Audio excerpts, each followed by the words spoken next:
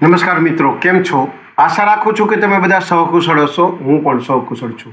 આજે 12 જૂન 2026નું current affair લઈને તમારા માટે હાજર થઈ ગયો છું.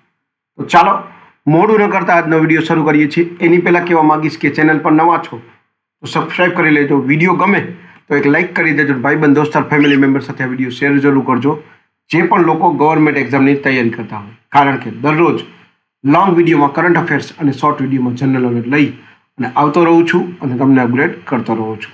ચાલો મોડું ન કરતા આજનો વિડીયો શરૂ કરીએ છીએ. 12 જૂન 2026 કરંટ અફેર્સનો પહેલો પ્રશ્ન છે, 23માં ફિફા વર્લ્ડ કપ 2026નું ઉદ્ઘાટન ક્યાં કરવામાં આવ્યું? સાચો જવાબ છે મેક્સિકો. બીજો પ્રશ્ન છે, 114મું આંતરરાષ્ટ્રીય શ્રમ સંમેલન એટલે કે ILC ક્યાં યોજાયું? સાચો જવાબ છે જીનીવા.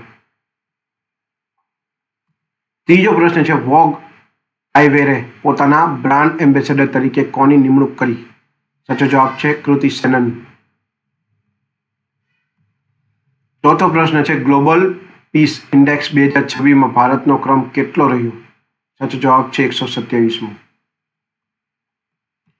પાંચમો પ્રશ્ન છે, બાંગ્લાદેશ ક્રિકેટ બોર્ડના નવા અધ્યક્ષ તરીકે કોની પસંદગી થઈ? સાચો જવાબ છે તમીમ ઇકબાલ. છઠ્ઠો પ્રશ્ન છે, એલ્બિનિઝમ જાગૃતિ દિવસ ક્યારે ઉજવવામાં આવે છે? સાચો જવાબ છે 13 જૂનના દિવસે. સાતમો પ્રશ્ન છે, ભરથી રાજા કોણ હતા જેમનું 84 વર્ષની વયે નિધન થયું? સાચો જવાબ છે ફિલ્મ નિર્માતા એટલે કે ફિલ્મ મેકર, ફિલ્મકાર પણ કહી શકાય.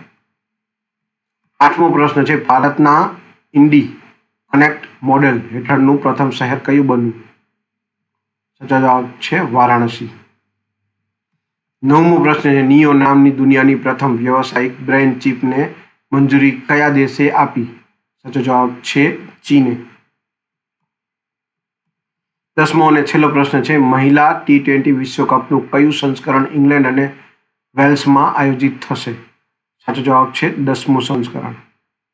આ હતા 12 જૂન 2026ના કરંટ અફેર અને તેના જવાબો. વિડીયો ગમ્યો હોય તો વિડીયોને એક લાઇક કરી દેજો. ચેનલ પર નવા છો તો સબસ્ક્રાઇબ કરીને રાખજો, કારણ કે દરરોજ લોંગ વિડીયોમાં કરંટ અફેર્સ અને શોર્ટ વિડીયોમાં જનરલ નોલેજ લઈ અને આવતો રહું છું અને તમને અપગ્રેડ કરતો રહું છું. આજ માટે આટલું જ. જય હિન્દ, વંદે માતરમ દોસ્તો.